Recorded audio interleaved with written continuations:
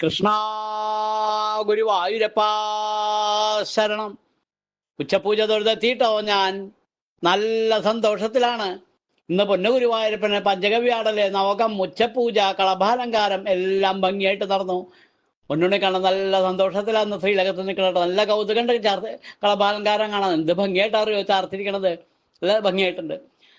ഒരു ഗോപൻ രണ്ട് മുട്ടുകാൽമേൽ നിന്ന് രണ്ട് കൈയും നിലത്ത് കുത്തി ഒരു ആനയെ പോലെ നിൽക്കുകയാണ് ഒരു ഗോപൻ. ആ ഗോപന്റെ മുകളിലാണ് ഉണ്ണിക്കണ്ണൻ കയറിക്കുന്നത്. ഈ ഗോപന്റെ ചാളാഭരണങ്ങളൊക്കെ അണിഞ്ഞിട്ടുണ്ട്.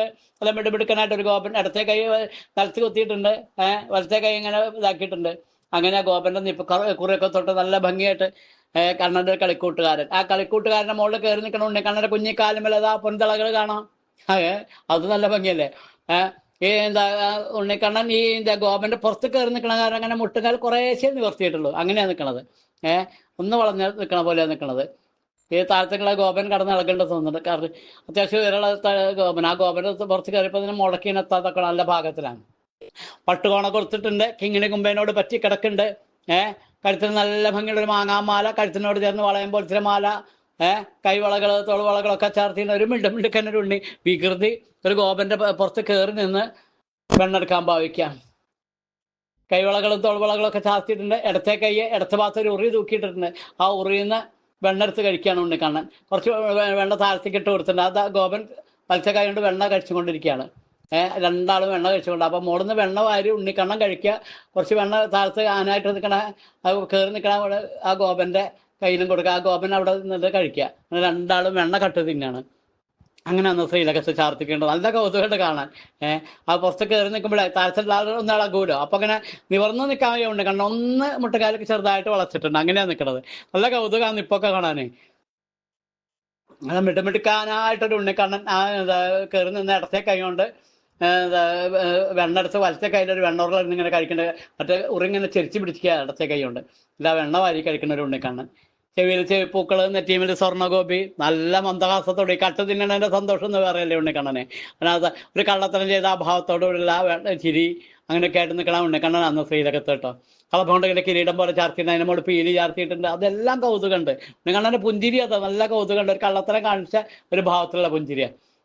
അങ്ങനെ ആ ഗോപന്റെ പുറത്ത് കയറി നിന്നിട്ട് തൊള്ളത്തല്ല പുറത്ത് വളർന്നിട്ടാണ് നിൽക്കണം. ആനയെ പോലെയാണ് നിൽക്കണം താഴത്ത് നിൽക്കണ ഗോപൻ.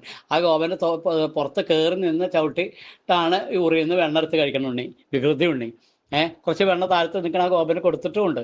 അങ്ങനെ രണ്ടാളും വെണ്ണ കഴിച്ചുകൊണ്ട് രസമായിട്ട് നിൽക്കണൊരു കളഭാലങ്കാരാണ് ശ്രീലകത്തോട്ട്. നല്ല കൗതുകമുണ്ട്.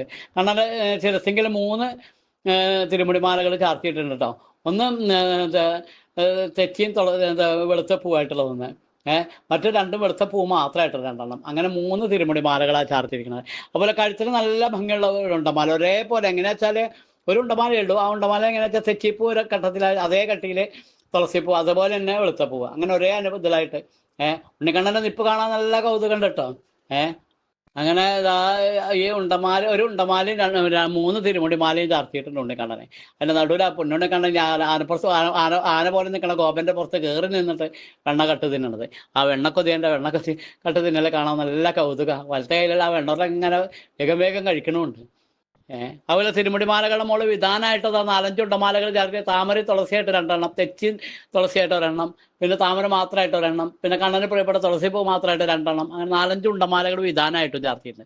ഇതിലകത്തൊക്കെ നോക്കിയാൽ നല്ല രസമായി. ഈ ഉണ്ടമാലകളുടെയും തിരുമുടിമാലകളുടെ ഒക്കെ നടുവിൽ നമ്മുടെ പൊന്നുണ്ണി കണ്ണൻ ഒരു ഗോപന്റെ നടുമ്പുറത്ത് കയറി നിന്ന് ഉറിയുന്ന വെണ്ണ വാരി കഴിക്കുക. കുറച്ച് വെണ്ണ താഴത്തേക്ക് ഇട്ട് കൊടുക്കണം. ജ്ഞാനമായിട്ട് നിൽക്കണ ആ ഗോപന് കഴിക്കാൻ വേണ്ടിയിട്ട് ഉണ്ണിക്കണ്ണനെ താങ്ങി നിൽക്കല്ലേ. അപ്പോൾ അങ്ങനെ നിൽക്കണം. അങ്ങനെ കൊടുത്തുകൊണ്ട് വെണ്ണയും കഴിച്ചുകൊണ്ട് ഒരു വികൃതിയായിട്ടുള്ള ഒരു ഉണ്ണിക്കണ്ണനാന്ന് ശ്രീലകത്ത് കേട്ടോ. നല്ല കൗതുകം. ഈ അമ്പാടിയിലെ കാഴ്ചകൾ ഇങ്ങനെ ശ്രീലകത്ത് കാണുമ്പോൾ സന്തോഷം എന്ന് വേറെ തന്നെ. നല്ല സന്തോഷത്തിലാണ് ഞാൻ. ഗുരുവായൂരപ്പ അനുഗ്രഹിക്കണേ. നാരായണീയം ദശകം 98 ശ്ലോകം 7 മലയാള വിവർത്തനം. സ്വർണം ഭൂഷാദിയിൽ മൃണ്മയ ഘടതതിയും പോലെ ഈ വിശ്വമെല്ലാം തത്വം ചിന്തിച്ചിടുമ്പോൾ തവ തനുതുലസിതം നിത്യമേകാദ്വിതീയം. സ്വപ്നം കാൺമോനുണർന്നാൽ തിമിരമകലവേ രഞ്ജുവേ പോലെയും സൽ തത്വം സ്പഷ്ടം വിളങ്ങും